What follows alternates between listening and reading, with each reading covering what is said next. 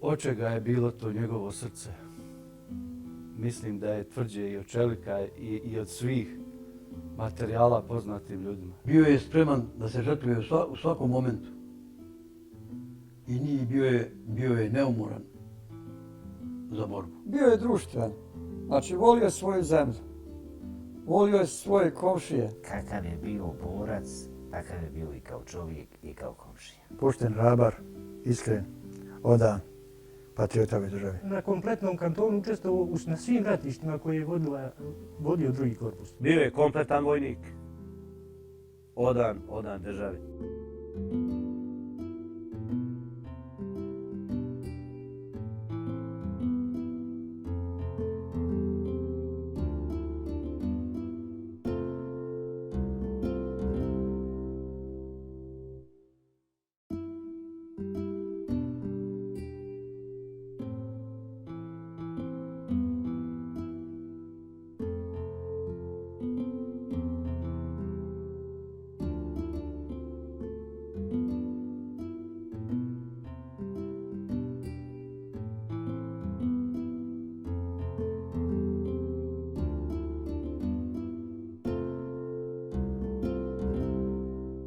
Većina preživjelih boraca 206. Viteške brdske brigade Zvornik, kao i građani Zvorničkog Podrinja, se živo sjećaju hrabrog i temperamentnog mladića Dževada Hamzića, prepoznatljivog po nadimku Fehmić. Ovo ovdje je moj otac, Dževad Hamzić, dobitnik Zlatnog Ljiljana. Meni su vikali Fehman.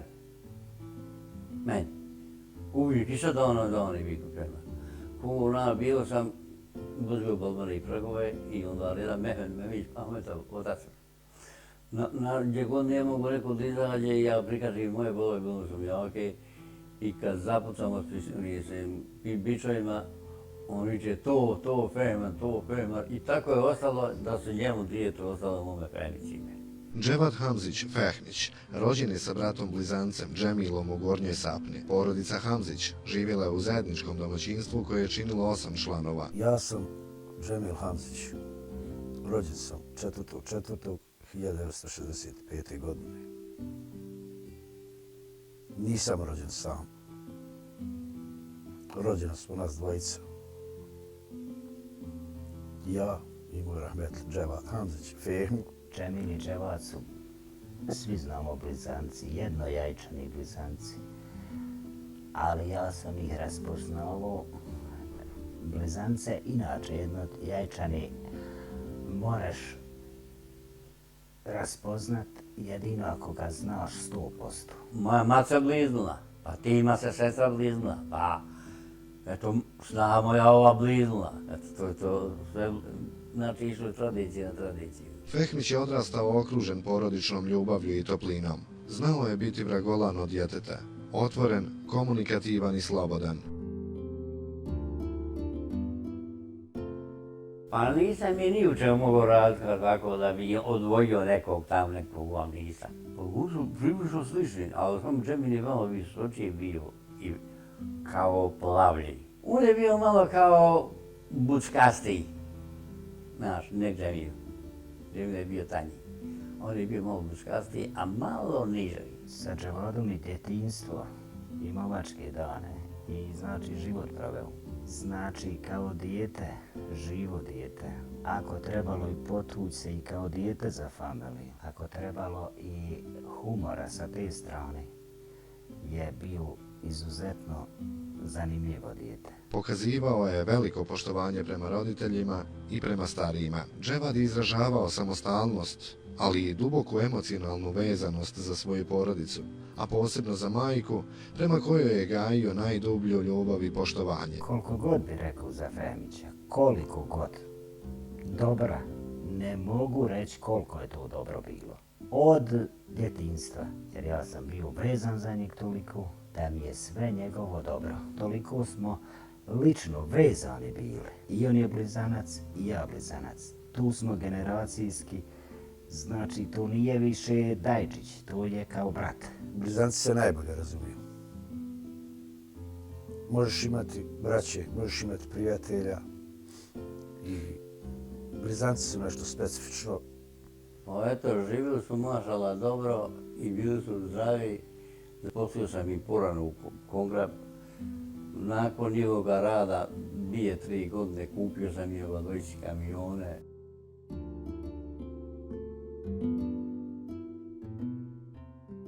Sve što god je bilo lijepo, čitav život je lijep. S njim, moje druženje. A mislim da i moje njemu tako bilo. Najmi je bilo ljepše i najvažnije.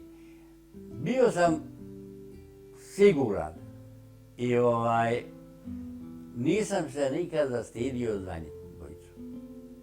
Nisu htjeli donijeti ni ekstera iz preduzeća, a kamo da bi nekom nešto ukrali.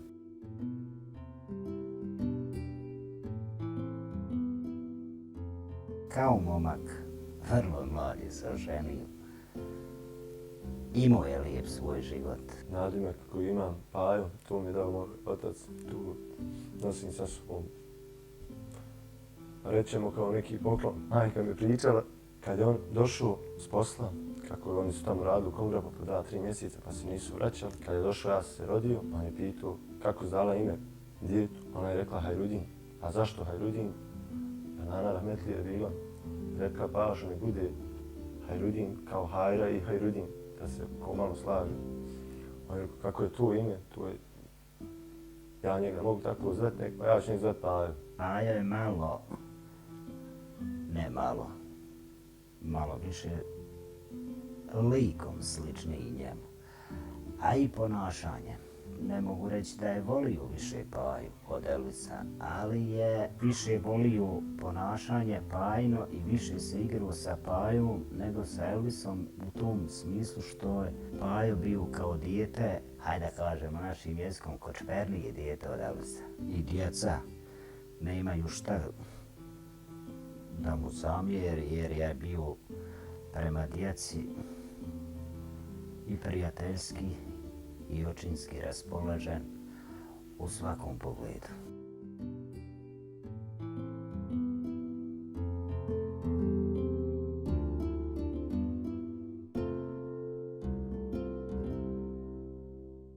Rat kad je počeo i Fehmić za svoju familiju, normalno kao i svaki borac koji je računao da ostane da odbrani, najvjerovatnije nije dao prioritet da bi se familije izvukle.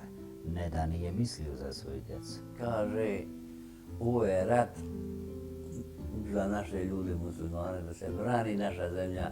I on je sam govorio, nemamo mi gdje. Nismo mi ni u Tursku dobro došli, ni na zapad, nigdje. Prihvataju oni tamo, kao naše porodice primaju. Ali jednostavno, ovo je naše i za ovo se isplati i poginu. Ja sam donio odluku da idem iz Bosne i Hercegovine. On je to znao. Nije me podržavao u tome da idem ja. On je me ispratio da ja ića.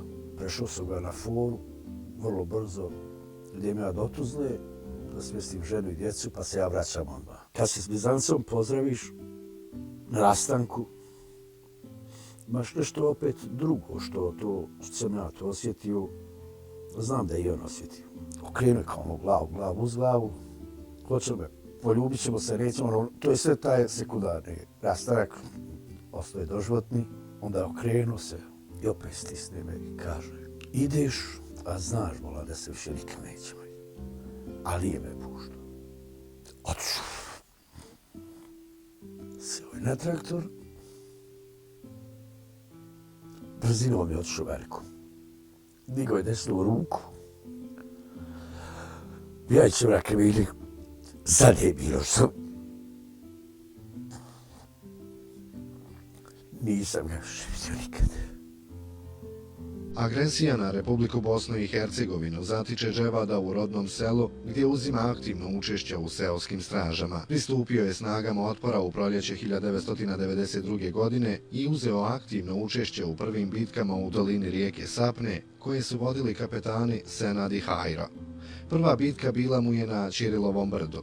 Imali smo jedinstvenu priliku da za kratko vrijeme upoznamo veliki broj heroja, a da toga možda tada nismo bili ni svjesni. To je ratni period kada su dani trajali godinu, noći, deceniju, jednostavno borbena dejstva na sve strane, krv pomagljavija, užas. U takvim situacijama postojali su obični ljudi koji su jednostavno rođeni da budu heroji. Među svim tim našim herojima izuzetno značajno mjesto pripada i Rahmetli Fehmiću. Kada se pomene ime Fehmić, jednostavno to je jednakost za hrabrost. Posjećanje na Fehmića, odnosno prvi kontakti koji sam ja imao sa njim, su bili prilikom odlaska naših jedinica slobodne teritorije Skobilića u zaseok i zaseoka u Đulić. Naime, toga dana kada smo se sabrali i kada je stigao kapetan Senat, tada se njih 10 ljudi sapred priključilo nam. Među njima je bio i Rahmetli Fehmić.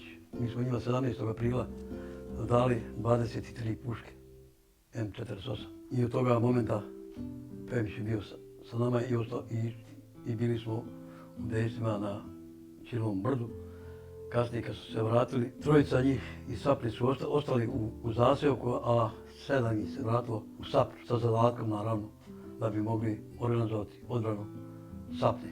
Među njima je bio i Fehmić. Dobro se sjećam, baš ta mi slika ostaje u sjećanju Fehmićev odlazak, znači sa grupom momaka iz Saplje u prve akcije, znači u prva ratna dejstva. Baš se njega sjećam kao momka koji je nosio pušku M48. Sapna je napadnuta i zauzeta 5. maja 1992. godine. Oslobođena je dan kasnije 6. maja. Srpske jedinice sa 6 tenkova ušle su u Sapno. Tom prilikom su u Kobilićima počinile strašan zločin. Anđeliće su spalili do temelja.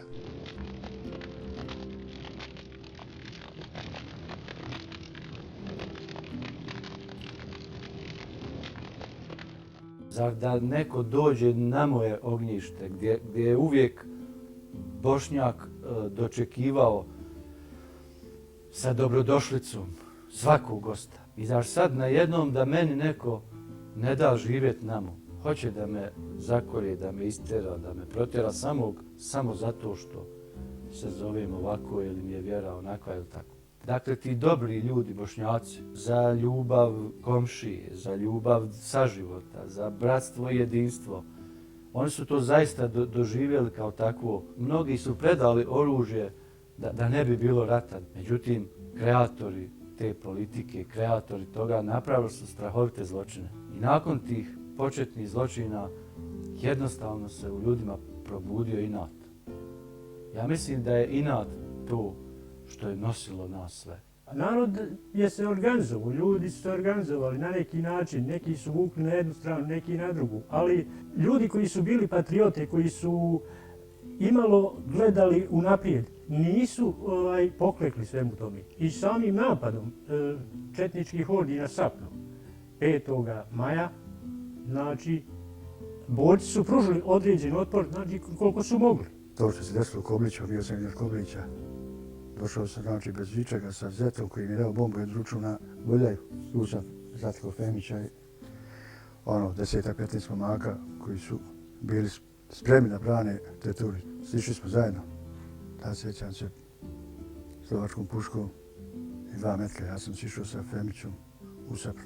Bili smo pokrete, kud su ušli, kako se raspoređivali četnici, tako da smo se povukli i sutra dan ujutru 7 sati smo organizovali napad. Kad se to dakle krenulo, nije ličilo da će uopšte biti takav otpor. Nema ni hrane, nema ni municije, nema ni odjeće, nema ni obuće, nema ničega. Hoće da nas istjeraju, neće, staćemo tu i ne damo na sve. Mislim da je to bilo ključno. A zatim i naravno osjećaj pripadnosti tom jednom ugroženom narodu koji je u to vrijeme, ja mislim, bili smo i najugroženiji narod na kugli zemaljskoj tih godina, jer nama je spremljen faktički genocid. Pruženi otpor, neviđeni otpor. Opisat se ne može jedno granatiranje koje je trajalo po 20 sati.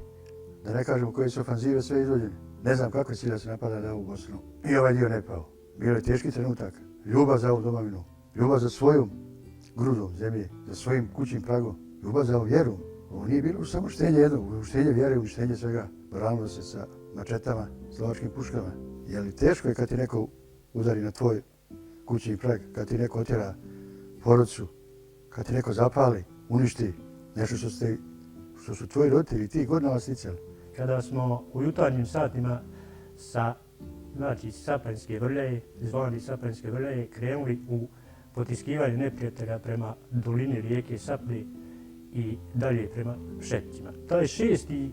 maj je bio odlučujući za ove prostore kada smo već došli blizu džamije. U jednom momentu Fehmić je primijetio da sa puta koji vodi preko Vrljaje dejstvuje snajper. Snajper koji je dejstvovao po nama je nas bio blokirao da nismo mogli nigdje dalje maći. Fehmić je s druge strane obišao, znači s druge strane došao je tom četniku s leđa, da li je ga ranio, pucao je na njeg, otjerao je ga sa tog položaja, gdje više nismo imali dejstva tog četnika prema nama. I prije kad je bio na Vitiškom putu došao, onda je ispalio 2 metka onda kaže i viku ovo je Fehmić. Nagaj se da jedinice iz Vitince napale. Zahvaljujući tome mnogi od nas ne bi doživjeli drugi dan. Mi smo u Sapnu, Vitinčani na Gaj i tako da je se taj dio s jedne strane kao jedna možda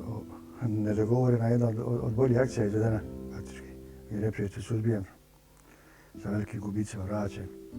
Posle toga se uspostavljala linija, organizovan interventni vod u kojem sam ja bio zajedno sa njim. Formiranjem interventnog voda u Gornjoj Sapni, Dževad Hamzić Fehmić postaje jedan od njegovih pripadnika i učesnik je brojnih akcija sa tom jedinicom u oslobađanju bosanskih sela na Majevici i deblokadi Teočaka.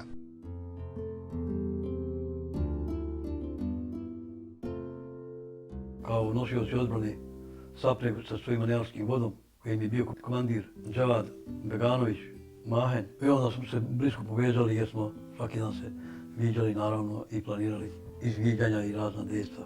Ja manevarce nikad ne mogu da zaboravim zato što i sam sam pripadao tome od samog početka i uvijek sam težio da se stvaraju manevarske, gibljive i pokretne jedinice. Ko je nejači, on naravno izbjegava front i vodi gerilski rat, a mi, pošto mi bili nejači, mi smo tehnički naoružani. Kao neprijatelj, dakle, nama je odgovarao pokret i manevar jedinica. Danas ideš u akciju, uveče držiš stražu. Tako ti je bilo meni, njemu, Rahmetli Mahajnu, da spomeniš to narodni heroj, naš komandir prvi. Prvo iskustvo svoje borbeno imao u Hrvatskoj kao u vojsci, tako da o naoružanju, o svim elementima ratovanja je bio manevarac, baš onaj iskovani borac. Nastavljene su borbe na Majevici kako bi se proširio koridor koji je povezivao Teočak sa Godušom i dalje prema Sapni. Srpske jedinice su potisnute prema Releju Stolice. Interventna jedinica iz Sapne upala je u zasjedu u rejonu Suhe Česme. 2 su borca u ovim borbama poginula, Dževad Beganović Mahen i Rahmo Omerović. Bilo je i ranjenih boraca.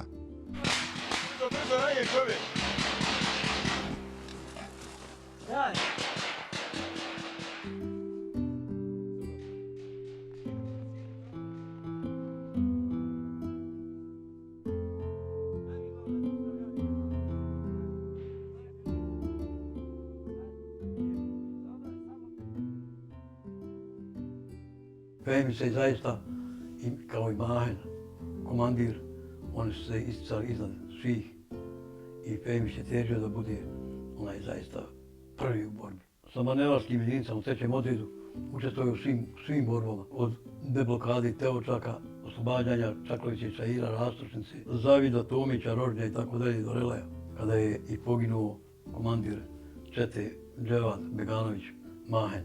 Posle naravno pogibijek Dževada Mahena, jedinicu je preuzeo Hasu i Fehmić naravno je bio tu njihova desna ruka.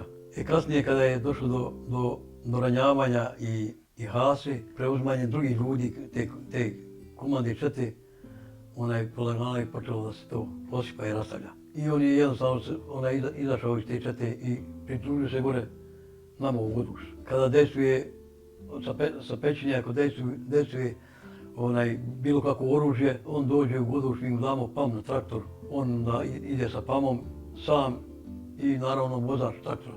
I penje se gore na Vrljaju da dejstvuje po neprijateljskim položaju na pećini.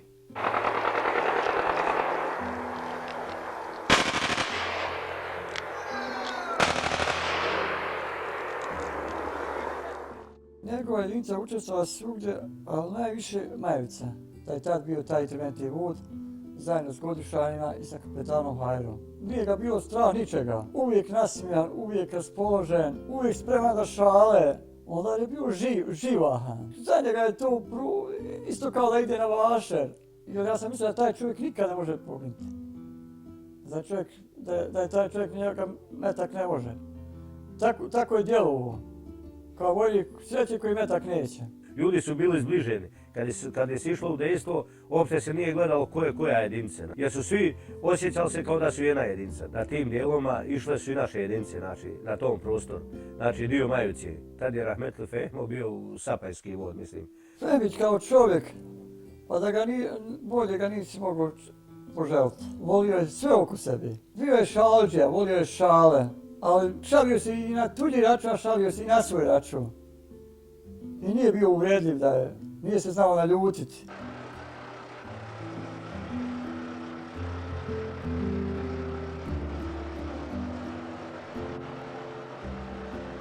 Uspjeh ovdje odbrane ovih teritorija je zahvaljujući ljudima kao što su Fehmić, kao što je kapetan Hajro i ostali i svi ostali borci koji su učestvovali u odbrani.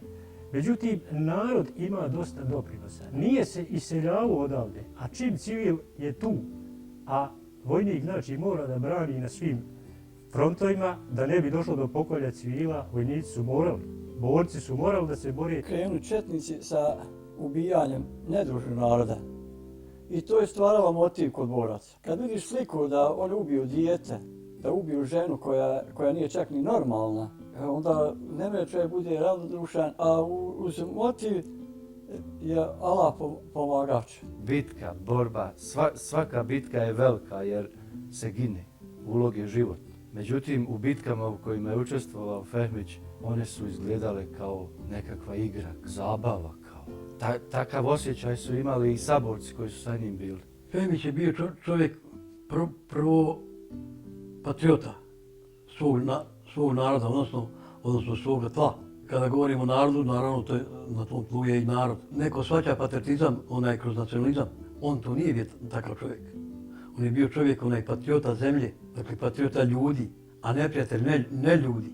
On je gledao patriotizam kroz prostor, kroz vrijeme, kroz budućnost, kroz shvaćanje našeg uopšte bosanskog društva i bosanskog čovjeka.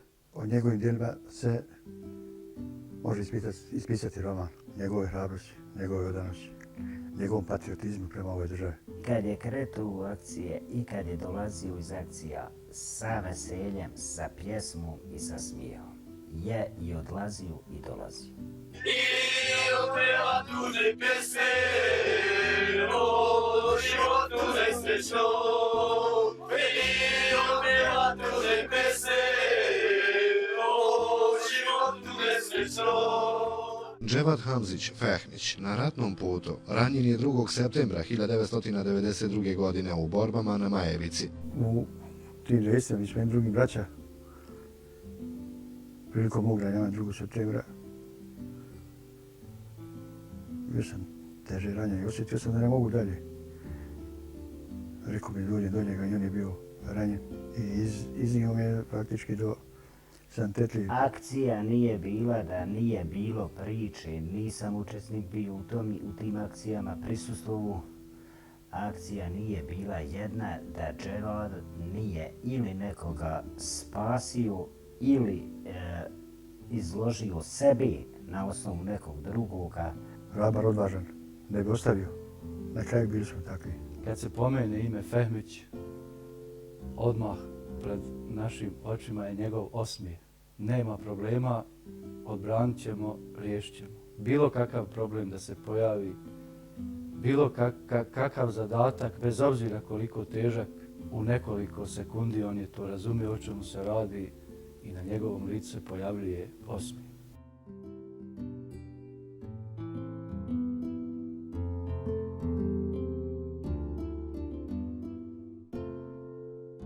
Prilikom tih istraživanja koje smo mi radili, na pravcu Majevice gore, odnosno oko repetitora na Majevici i Fehmić je bio uključen i u tom vremenu sklopio prijateljstvo sa jednim i sa drugim i tako dalje.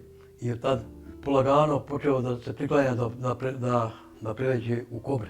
Što je logično jer Kobre su bile locirane u Sapni, a i Fehmić je naravno čovjek iz Sapne i njemu je to i godilo. Sa tom jedinicom istakao se u bitkama za Ravni Zavid, Kovačeviće, Lipovac na Brčanskom ratištu, na Vozućoj i Varešu. Izviđačko-diverzanski vod, znači Kobre, su osnovate 14. augusta 1992. godine. To je faktički bio sastav 16. muslimanske, 7. odred. Tako se vodila u formaciji. Po samom osnivanju jedinica je poslata u Tuzlu na obuku, znači završila je izviđačko-diverzansku obuku, znači obuku je izvodio pukovnik Mihalj Narad. Mi smo se poznavali, znači, nevezano dolazak Rahmetli Fehmića u jedinicu. Svi su se znali, znači, uopšte tad u to vrijeme po par vodova iz par različitih jedinica išli su isto u pravcu. Mi smo bili smješteni na ovom prostoru Kruškovca gdje smo svakodnevno se družili sa dosta tih ljudi koji nisu iz naših jedinica, i sa Hapvodom, i sa Džamijskim golbom i s ostali. Mnogo mladih dječaka i saboraca koji su stasavali uz Fehmića ulili su od njega sebi to povjerenje. Jednostavno, kad je Fehmić bio u akciji, to nije moglo omanuti.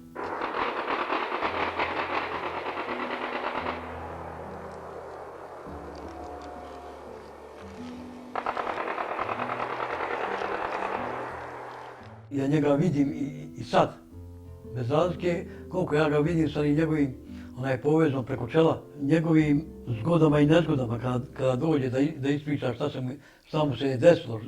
Dakle, volio je da razveseli društvo, pa makar to bilo i na njegov račun.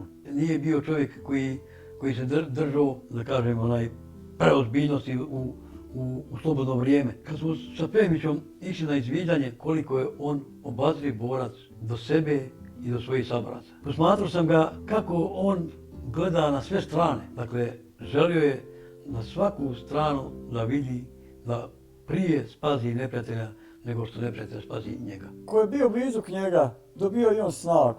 Nije bio paničar. Pa Fehmić je u dejstvima bio kao lav. Znači, nije znao za strah. Fehmić je najviše naoružanja nosio 84-ku. Kao Rambo s njom. Njegova kosa imao je povezak oko glavi u borbi. I tako da je posjećao na Ramba. 9. dana po formiranju 206. brdska brigada Zvornik izvela je kontraakciju na pravcima Brđani, Bijela zemlja, Ravne njive. U akciju su bile uključene sve manevarske, a pomagale su im i prostorne jedinice. Mi smo od ove godine, znači odmah od početka, od 1. januara, smo napravili jedinicu koja je faktički dobila ime prvi bataljon 28. februara 1993. Ja sam bio komandant prvog muslimanskog bataljona 206. viteške brigade. Formiranje 206. viteške brigade je bilo 28.2.1993. godine. Znači, mi smo prva jedinica koja je ušla u sastav te brigade. Faktički i osnivači te brigade. Ta cilj korpusa bio pravljenje 206. brigade, znači da izvodi dejstva van korpusa. I mi smo imali jedan protiv napad na prostoru Kovačevića, znači 6. marta, od Ravnih njiva do Jusića, taj dio koji se desio. I kada je četnička strana, zvornička brigada srpske vojske, kad izvala dejstva, mi smo napravili kontradejstva, znači. Tad je Rahmetli Fehmić, on je bio u našoj jedinici. Nije bio čovjek osvetnik, on je zaista bio borac. Nije bio čovjek koji je nasrtao u borbi prilikom oslobađanja na neke civile i tako dalje, da se nad njima izživljava. Ponovo napad, Kota 505, Obršine i ostalo, znači ponovo jedinice su gore bile prebačene, znači Rahmetli Fehmić, on je učestvovao direktno, znači učestvovali su gore u vraćanju linije Kote 505 i do Obršina, taj dio Ravni Zavid, vraćeno je to, znači 11. marta to je se desilo. Djeca koja su popunjavala tu jedinicu, mi smo toliko vodili računa o toj djeci. Fehmić, Rahmetli, Semir, Jovo, da su im dovodili, kaže, dovde ti je vaše, sljedeću akciju ćete ići ovdje. Znači, imali su razumijevanje. I zato kažem, moja uspomena na Fehmića je njegov optimizam, njegova hrabrost, njegov osm. Nema nikakvih problema lako. Napadaju nas sa svih strana, nema, ne brinite, odosmo, evo, gotovo. Vraćaju se za par sati, smirila se bitka, napad odbijen, veselje. Na stanice voz polazi, celo srce okreće, drugi pali cigaretu, jer ja nemam ruke dve. Drugi pali cigaretu, jer ja nemam ruke dve. Historijska bitka u odsudnoj odbrani slobodne zvorničke teritorije odigrala se na pravcima Zečja Kosa, Selimovići i Kovačevići. Cilj srpskih snaga bio je odsjecanje istočnog dijela slobodne zvorničke teritorije i spojiti se sa snagama na Majevici, a time Teočak staviti u okruženje. Cilj neprijatelja je bio uglavnom onaj Stolice, Ravni, Zavid, Goduški vis, Zečja Kosa. Onaj Goduški vis sa strane snaga istočno-bosanskog korpusa. A od strane snaga Zrinskog korpusa je bio cilj Visoka glavica Zečja Kosa, Goduš. Dakle, uvijek spajanje na Goduškom visu. Oni su krenuli sa 15 tenkova na širokom potezu od oko 2 km. Bila je to jedna strahovita sila, međutim, naši borci su hrabro istrčali, suprotstavili se. Ovdje momci iz Kovačevića nekim priručnim sredstvima su uspjeli da unište ili pak oštete 3 tenka, dok je značajna pomoć bila i raketaša momaka koji su ekspresno stigli iz Tuzle i pripomogli su da se ovaj napad dokusuri. U ovom tenku je poginuo poručnik Komarica iz Beograda. Dakle, radi se o oficirima vrhunski obučenim za ovaj posao i to je još jedna potvrda da se agresija vrši neposredno iz Srbije. Ja kao komandant bataljona sam dobio zadatak da odmah pošaljem jedinicu na Zečju Kosu, pojačanje, odnosno da ojačam prvo zonu odgovornosti trećeg bataljona. Znamo da je treći bataljon imao zonu odgovornosti. Najvišu imao preko 14 km i imao je i da je branio, da se samo mogao braniti na otpornim tačkama. Da je imao veliki međuprostor između svojih jedinica. Da bi gore ojačali liniju, dio manevarske čete, gore smo bili prisiljeni imati manevarsku četu uvijek. Bilo mi je drago da sam čuo da su otišle protivoklopna sredstva crvene strijele. Već se pročula vijest da su tenkovi zaustavljeni, tenkovski napad i da ih ima nekoliko uništenih. Tu je se pokazalo pravo herojstvo i Fehmića i svi ti ljudi koji su tu bili.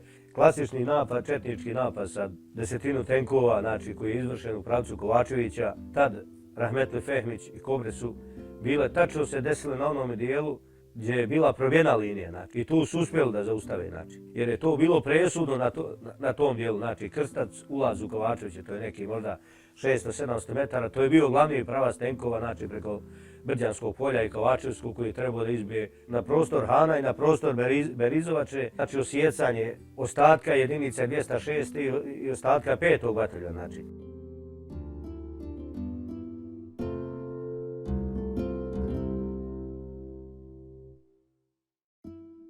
Banj Brdo je jedna od briljantnih akcija na Majevici. U Tuzli se govorilo da je za oslobađanje Banj Brda neophodno žrtvovati 700 boraca. Zvorničani i Teočani su prošli iza neprijateljske linije i sa leđa napali i oslobodili Banj Brdo. Dževad Hamzić Fehmić je uzeo aktivno učešće u ovoj bitci. Izdan udan, znači herojstvo Rahmetli Fehmića je bilo, sva je teritorija znala za njega, sve su jedinice znale za njega jer to je bio jedan heroj čovjek do prve pucnjave. Znači trebali su hrabri ljudi, veseli ljudi za dejstva. On je pripadao toj klasi ljudi, znači vojnik od zadatka. Kad ide u akciju, kao nekad prije kad smo išli na vašere veseli, evo tako je se osjećao svaki put. Tako da Rahmetli Fehmića sam sretao puno puta sa zadatka na zadatak.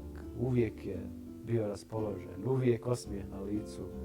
Jesmo im naprašili, jesmo im ovo, jesmo im ono, sutra ćemo im ovo, preksutra ćemo im ono. U teškim situacijama uvijek se smio, nikad ga nisi mogao vidjeti da je neraspoložen, znači nije znao za strah. Za njega je bilo da odbrani svoj narod, da odbrani svoje prostore. I nepojmljivo je bilo da može poginuti.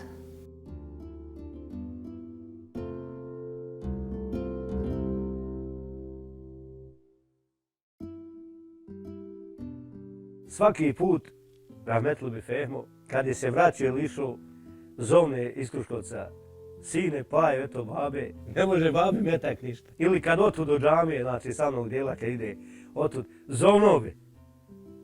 Znači, ustao sam ja, ne kasnim nikad. Svaki put, znači kad krene od kuće Pajo, sad kad dođem u Kruškovac gore u komandu, jel, ispalit ću 5 metaka za tebe i znam kako je pucao.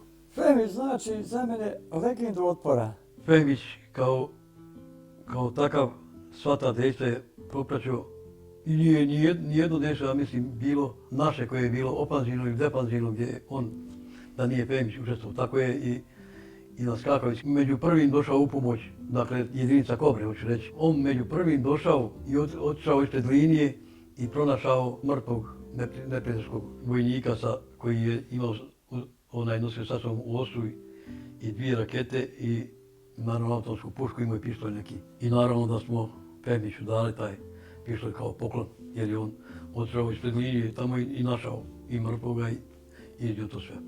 Kao dječak sjećam se da je govorio kako će da ostavi meni pištolj koji je zarobio, a kako uvijek sam se svađao s bratom da je to moj pištolj, on je govorio to je Pajin pištolj.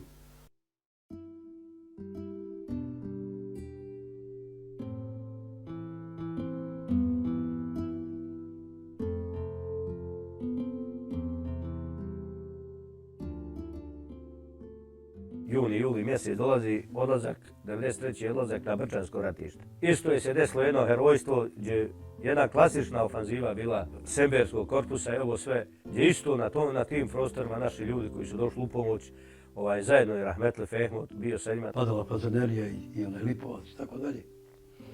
Tako da sam opet zajedno tamo, borci iz 1. bataljona i 3. bataljona, zajedno otišli na Brčku, tamo smo boravili jedno izvjesno vrijeme.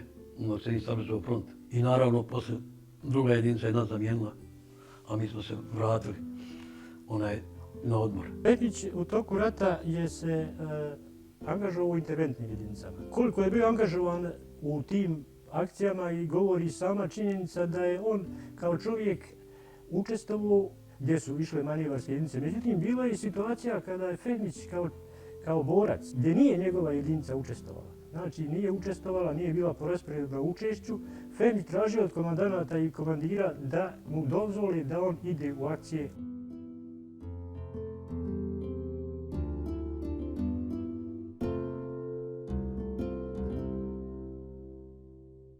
Ne postoji riječ kojima se može opisati šta su u tom vremenu značili ljudi poput Fehmića. A opet kažem, među njima, među herojima, opet je zaista Fehmić bio nešto izuzetno, nešto posebno. Nije volio ljude koji neće u borbu. I zaista nije volio ljude koji su kuharice. Nije volio i naravno naročito one koji su pobjegli. I da se nikad nije žalio ni na šta. Uvijek je znači išao naprijed. I za njega nije bilo riječ ne mogu. Znači, za njega je ne postojalo. Uživo je u izvincama.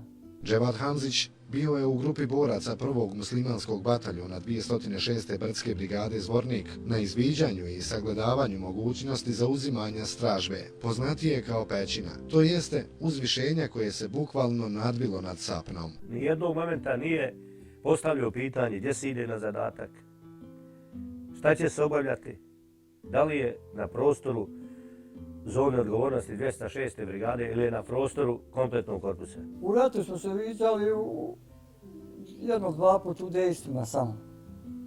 I pretežno smo se družili ovako kad van dejstava.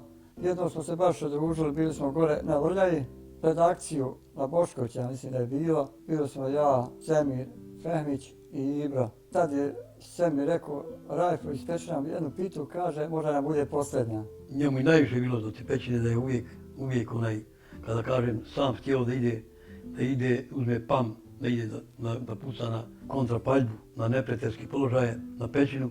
Dakle, ona je njemu toliko smetala da više nego bilo kome na onoj teritoriji, čini mi se. Što hoću reći da je Fehmić uvijek to tražio kad se susretnemo, dakle i od mene i od Huksa, Bego Rahmetli, i on je bio batren da se to uzme, zato što njemu smeta tamo na zoni odgovornost njegovog pravca, ta pećina i tako dalje. Ono su i Slavim Bošković.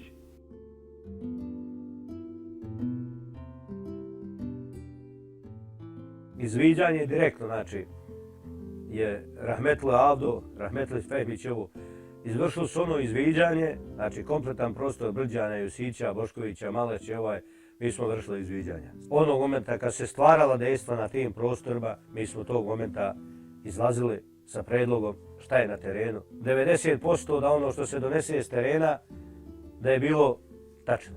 Pričati o tom vremenu i o herojima iz tog vremena je vrlo teško, jer pokušavamo naći odgovarajuće riječi.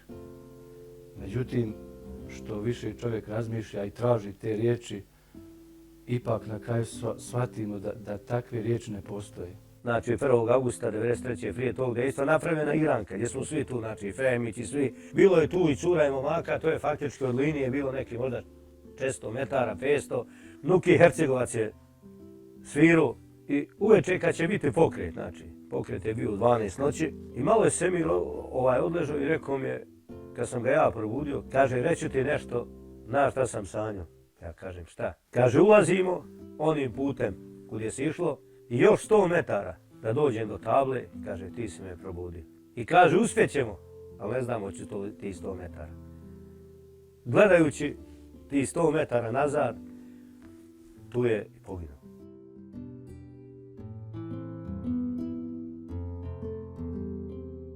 U toku noći 150 boraca 206. brdske brigade i 1. Teočanske Hajrudin Mešić uspješno su izveli ubacivanje neprijatelju iza leđa u rejonu Nikolića.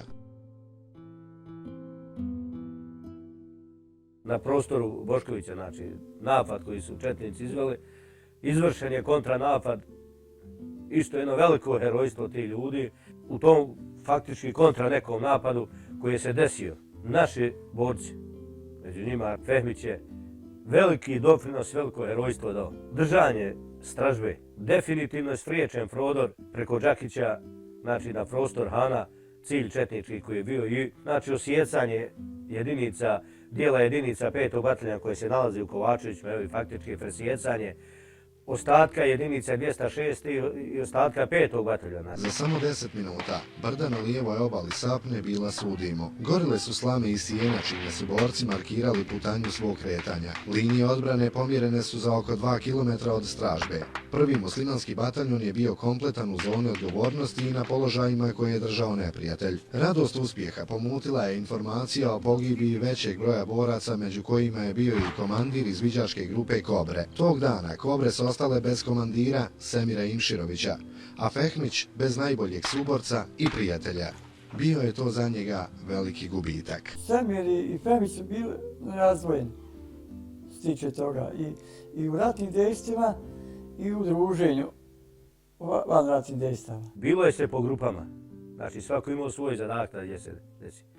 Među vremenu, ulazak u to dejstvo, Ibro Rahmetli kad je krenuo desnom stranom, Semir nije mogao da ga ostavi. Znači Semir je imao zadatak drugi da ide. Znači on je krenuo za Ibrom, krenuo je Rahmetli, Mujo i ostali, svi koji su krenuli. Jedno vrijeme mi nisu mogli da vjerujemo da ti ljudi mogu poginuti. Neka se desi u dejstvima, brz napredak zanese borce. Taj što je ubio njih iz 84. on je napustio Zemuncu i on nije mogao isto da pobjegne. Ali prilikom dolaska Zemuncu on je sa strane i straha, kad je bježao, je pobio njih.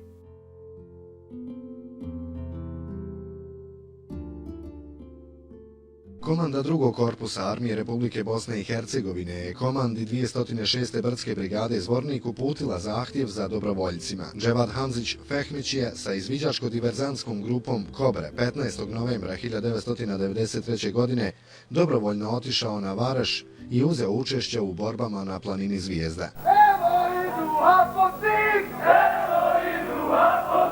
uvek prvi najbolji, uvek prvi najbolji. Evo idu zmajevi, uvek prvi najbolji, uvek prvi najbolji. Naša jedinica 206.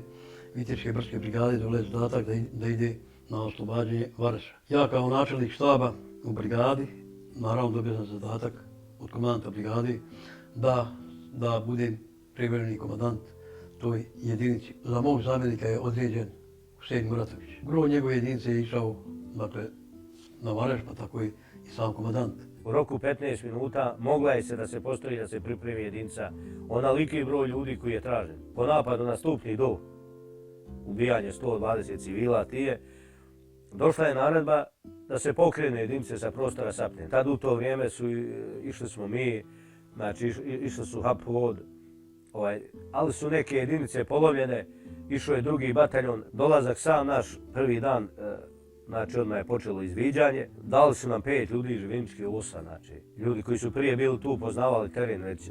Na Varešu je malo bilo tog domaćeg stanovništva. Hrvati su trebali da prepuste to, znači, srpskim snagama, to je dogovor bio, jer i oni su poslije propustili te hrvatske snage na prostor Nišića, Visoran da ih prebace za Kseljak, znači, koje su bile iz Hrvatske 4. gardijska. Jedinica Kobre izviđala, dobila zadatak da ona izvidi, da ide prva da izvidi i naravno da pošalje nazad po glavninu snaga da zauzmemo brod Zvijezde.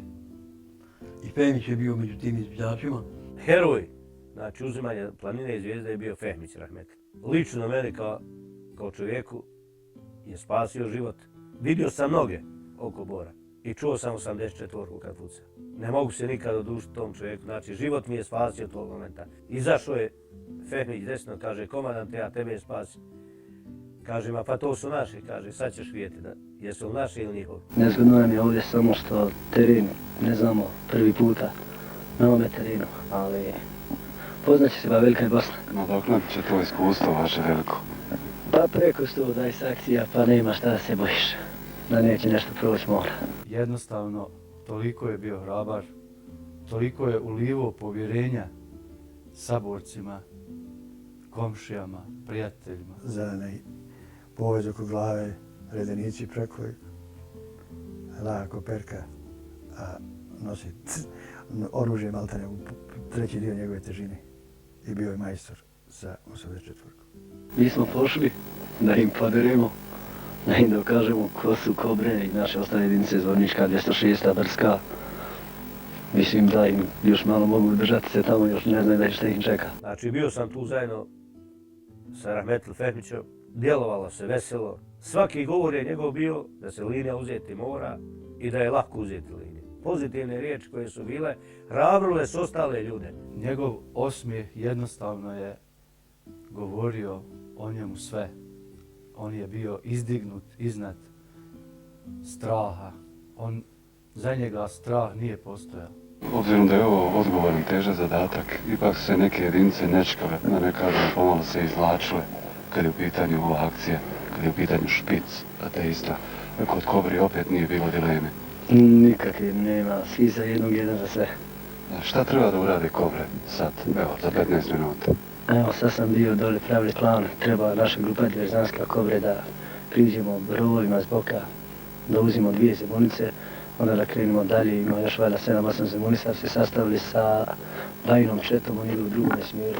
Mi da to odradimo, nadamo se. Moramo odraditi, to se mora odraditi.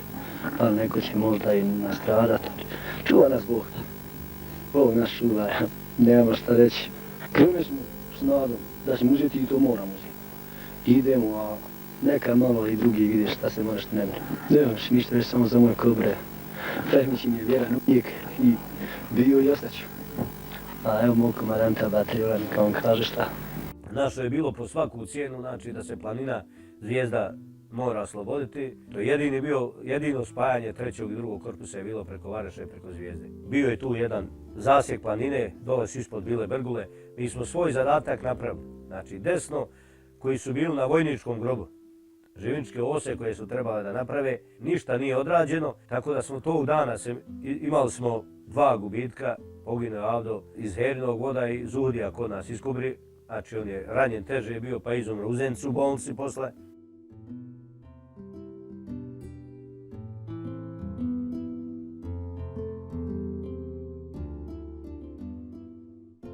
prilikom boravka na Varešu dobili smo informaciju, odnosno preko radija saznali da je pokrenuta ofanziva na slobodnu teritoriju Sapne Teočak, odnosno na zonu odgovornosti 206. Ja sam zahtijevao na referisanju da nam daju dozvolu da se vratimo, međutim nije bilo govora da nam dozvole da se vratimo, jer bili su planirani zadaci. Međutim, kad smo to odradili, opet nismo imali sredstava da se vratimo, nismo dobili gorivo. U samom pokretu, naravno, snaga i sredstava, svi smo bili svjesni čim dođemo da nema odmora, jer moramo nastaviti borbu. Kod nas je vođena velika borba i vršeni su veliki pritisci, da su već bile ispaljivane rakete Volhov i ne znam šta sve nije. Niko nije osjećao ni umor, ni zahtjev da odmara to vrijeme. Dževad Hamzić Fehmić po povratku na slobodne zborničke teritorije sa Kobrama je iz jedne ušao u drugu bitku. Bila je to odsudna odbrana slobodnih zborničkih i teočanskih teritorija. Prilikom vraćanja mi smo bili, imali smo sanitet, imali smo 2 kamiona, ali bio je naš onaj kamion Dajc. Kad smo sišli niz Munjaču, Rahmetli Fehmo je sjeo na lijevi blatobran od Dajca. Kad smo naišli u Sapnu, znači sad od Majdana onoga s desne strane, prilikom dolaska kući, sad gdje mu je brat i otac dole, mati je na prozoru, zapucao je iz 84-ke, da li je bilo 50-100, ne mogu tačno, je Rafal bio, znači nije se moglo brojati. Pitala je mati, imala Fehme, kaže, mama evo mene, ti znaš da ja ne mogu da poginem. Jer više puta sam sjedio kad mu govorimo, mati njegova kad mu govori, tad sam mi prestao mu govoriti, ja lično da malo se vrati nazad. Kad ga miluje po kosi i kaže mu, sine, ne moraš i na Vareš, ne moraš i ovdje, ne moraš i ovdje. De malo mater poslušaj. On je ljubi i kaže, mama, ja ne mogu poginuti. Pa kad se vrati, donese uvijek torbu, u njoj je bilo neko čokoladno ili mlijeko, ili šećer, mlijeko u prahu ili kakao ili nešto. Mi smo otimali se ako rat je bio, nije bilo slatko, ništa se nije jelo. Čokoladu nisam vidio, 96. prvi put. Ali to čokoladno nešto, mlijeko, kako je to on dolazio do tog donosio. Radovalo me da sad će to donijeti.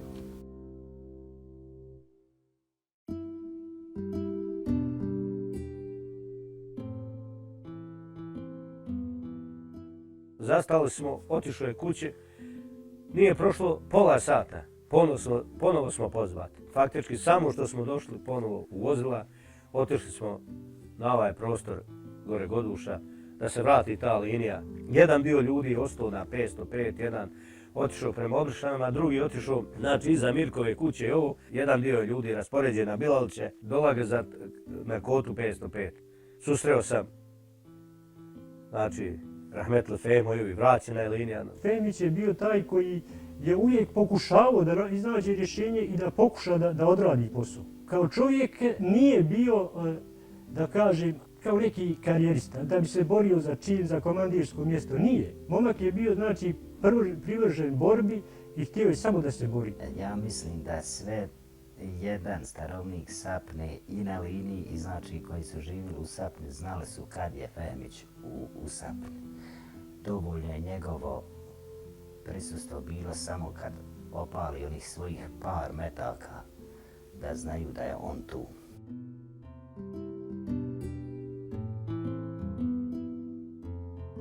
Pošto smo stvarili ovaj front, naravno, onaj zapadni, to je bio gore na Ravnom Zavidu, onda, naravno da smo planirali u komandi oslobađanje istočnog dijela, a to jeste onaj od Visoke Glavice. Međutim, kad smo 11. planirali, taj planirano potpuno uništenje neprijatelja i protjerivanje sa Visoke Glavice, što je, naravno, i taj dan uspjelo. Nijednog momenta nije se pitalo da li se ima da jede, da se pije, da li je se obučeno, da li je snijeg, kiša i gdje se ide. To su uzori ljudi koji su bili. Rahmetli Fehmić je bio čovjek heroj koji je zračio oko sebe sve ostalo. On je bio uzor, jedan moral najveći koji je bio u jedinici i hrabrio sve oko sebe kako treba da se brani država.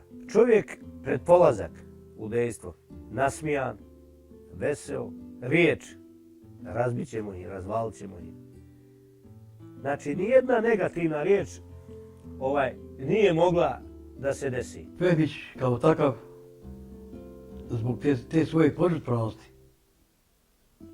za rodnom brudu, požrtvovanosti za narodom koji živi na toj rodnoj grudi, požrtvovanosti zbog svega onoga što treba zaštititi je izgubio svoj život. Mogao je taj dan i onda nađe izgovor da ne ide u borbu i da malo ospava. Njegov duh to nije dozvoljavao. I on nije mogao trpiti da sedi u kući dok drugi borbu vode. Kakve su to bitke bile, kakav je to period bio, šta se sve moralo preživjeti, proživjeti, koliko je sve moralo žrtava pasti, koji su sve morali umrijeti da bismo opstali na svome.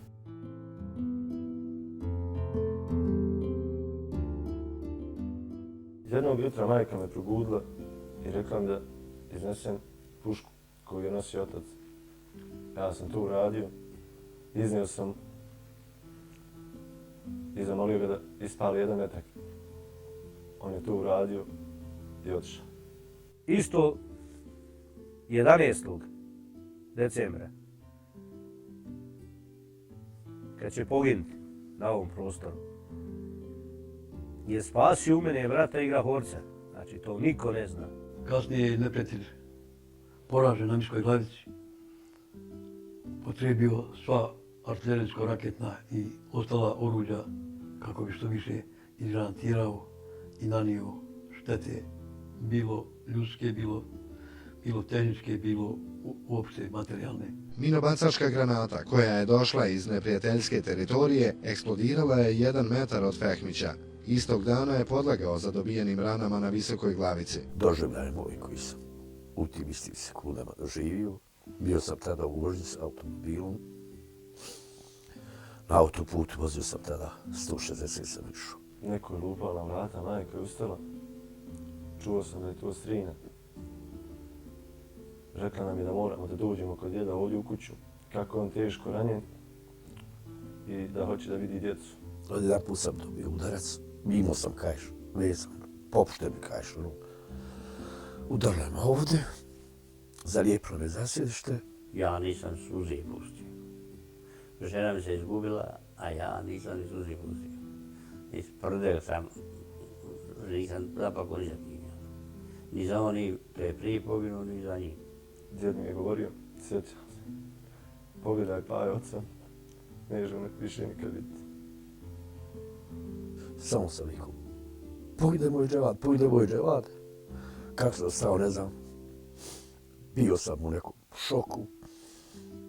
Bilo mi je možda 50 km dok će morao sam se odmoriti. Nažalost, taj dan smo mi izgubili, ne samo izgubili smo naravno Fehmića kao dobrog borca među najboljima i naravno izgubili smo Osmanovića, Meudina i taj dan je ranjen Zijad Omerović Čoja. Dakle, izgubili smo, mislim da smo izgubili taj dan 3, pa mogu slobodno reći najbolja borca u to vrijeme kod nas.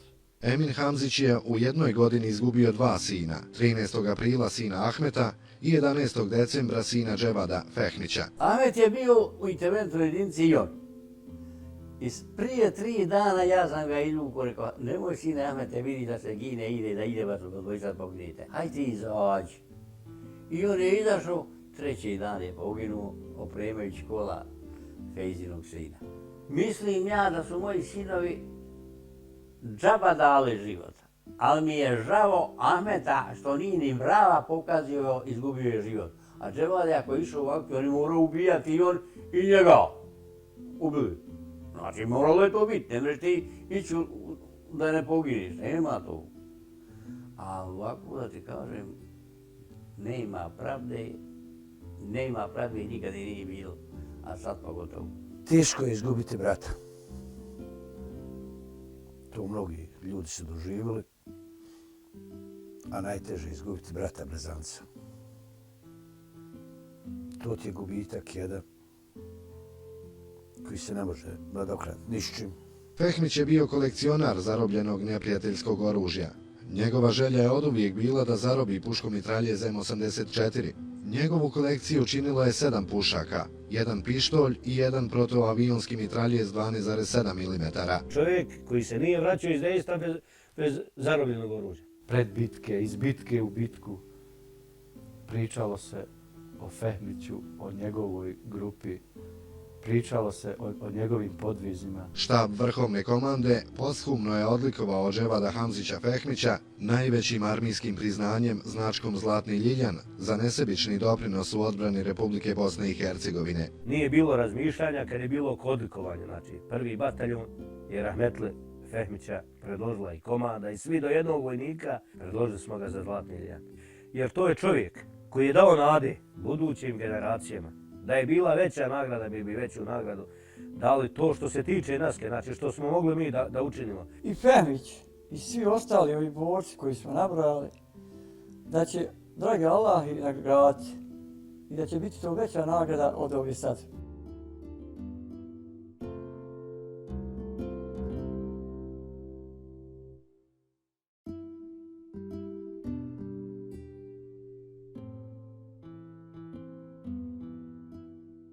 Omladina naša, ovi svi koji nisu doživjeli to i ne da može doživjeti, da znaju šta se sve dešavalo, bi trebali da prate, da čitaju.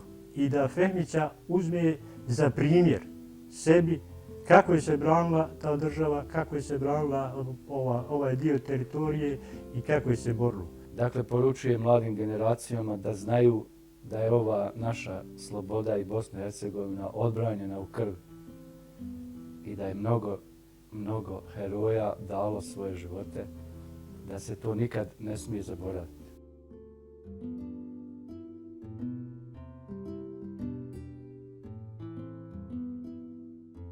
Na Fehmićevom mezaru znao sam da i u 3 sata noći kad sam tu i sve do prošle godine. Kad sam bio, odšao sam u vrijeme ikindije namaza. Došlo mi je nešto. Nazvao sam moja selam na mezar. Uvijek imam običaj. Poklonim prvo njemu Fatihu, pa poklonim majici rahmetli mezar jednom do drugom, pa opet njemu. Nikad nisam se mogao pomiriti. Uvijek sam očekivao, možda je zarobljen. Došao mi ko da mi on kaže. On imao jednu svoju uzrečicu, on mene zove Gema, moraš. Nisam da kraj mene, ovo se kupite. A pomirio sam se. On je dostaje samo meni, bratu, mom djedi, svom bratu Seji, Džemilu. Kome on više može da ne dostaje? Niko. Samo nama.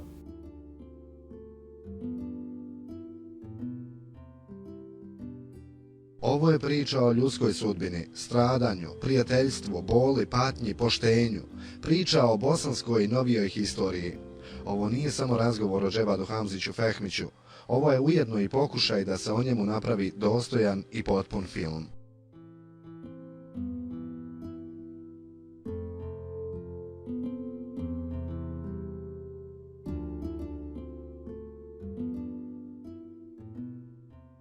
Pa njegova familija kao familija, ja ne znam da je dobila išta. Normalno ono što sledujemo, porodicu, penzija, ali da je nešto posebno dobila, ništa. Moja porodica ima primanje invalidninu i penziju od oca što je poginuo. Ima za ljiljan zlatni, to sad što su opet dobro da primamo. Zadnje, znači 4 godine nismo primali i sad smo opet počeli. Evo od toga smo svi školovali i kuću napravili. Imam 300 maraka invalidnine. Eto, više nikad nisam dobio ništa. Nisam dobio od države ni ekstra.